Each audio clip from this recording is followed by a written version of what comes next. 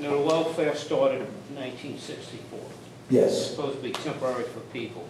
And from what I hear, say somebody's on welfare, they have 2 kids, they get money. Well, if they say, I want to better myself and go get a job, they cut them off completely. Here's what I'm thinking, can this be done? Say a person's on welfare and this person realizes, hey, you know, I don't want to stay here, I'm going to get a job. As their salary increases gradually, couldn't they put that on a sliding scale and just saying, well, because they're going to think, why should I get a job when they're going to cut me off completely? Well, you know what? That's exactly what I had said. I had talked that over. My wife is a social worker, so I had talked this with different people about that.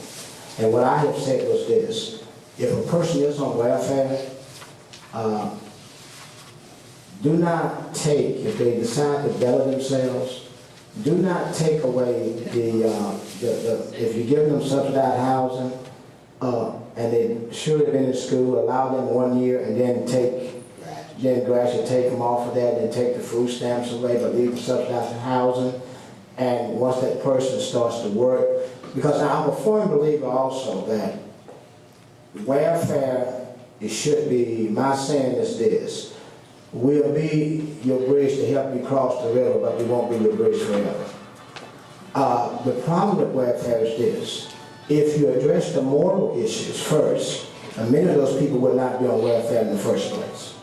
And until you stop teenage pregnancy, you start teaching people to be value oriented.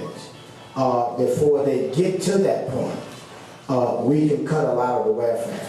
And to be honest about it, we won't have a choice. We have to.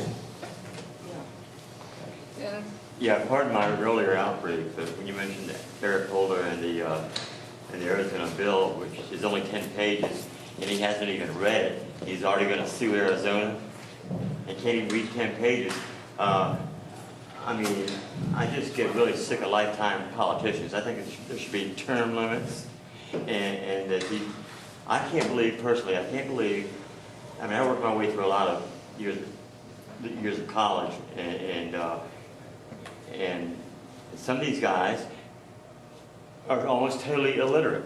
How do these guys even get through school and become politicians and stay there and keep getting voted back in? Let me say this about term limits. I think I discussed it.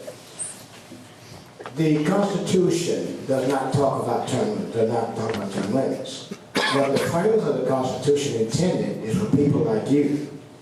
That's for people to stay involved. You are the term limits. You determine that.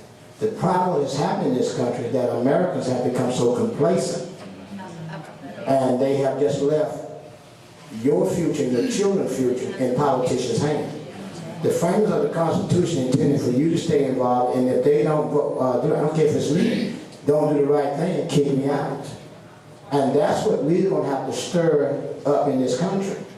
Now, as far as Eric Holder reading that bill, liberals know how to read. They don't care to read. Because then they can justify. Because if they read, it's the truth. That's what I tell you about earlier about truth. Liberals do not deal with truth. I mean, yeah, but we read it. I mean, but you are when that conservative. happens, you have to kick people out. But you are conservative because you believe if I read something, I understand it. Liberals don't want you to understand anything. Listen to a liberal talk. Should we read them out loud?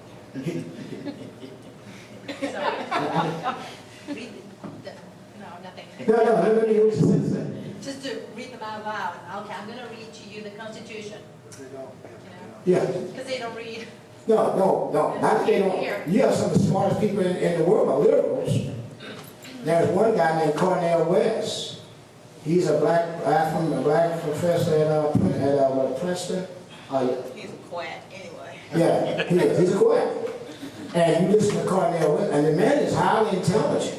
It's a shame, but they don't want to read. Just like they don't in the schools, for example. That's why I'm so hard on like these schools and these teachers' unions.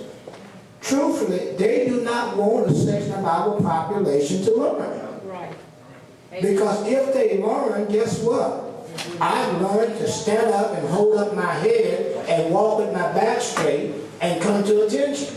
and they become independent thinkers. So it's not that they can't read, they don't want to read. And following on what you're saying right now, because you brought up some very good points about entitlement and welfare and the education system. Do you have any ideas as to how to inform the entitlement crowd and these people as to that we're right? We're right, and the other side's been really taking them down a rosy path. Use the same methods they use. Stick with your message, stay on it, and do not leave it. Keep repeating it, do not back up, and put your sign up, I will never retreat. Stay with it. That's why we cannot have so-called conservatives talking about they're fighting for us and convening conservatives, and that's why we have to hold them accountable. Because when we hold our own accountable, we can hold them accountable. Now, we talk about this program. Now, I'm not just against individual welfare. I'm against corporate welfare as well. Because I don't believe in what I'm seeing, and people want to know why the government is getting into these businesses, because these businesses have taken too much corporate welfare.